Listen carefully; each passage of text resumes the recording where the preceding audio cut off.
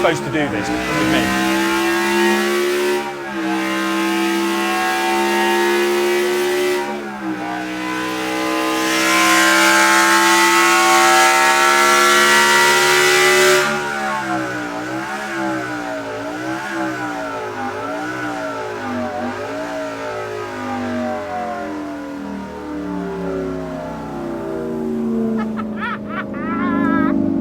That's absolutely insane. I'm sort of struggling to process what that sounds like. Obviously it sounds like a multi-cylinder engine, but if you think about something like a V12, that's like almost like a dentist drill. It's really up here.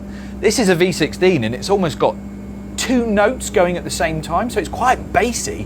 When you open that door, you feel it in your chest. It's like, what? And my favourite engine ever is a V8.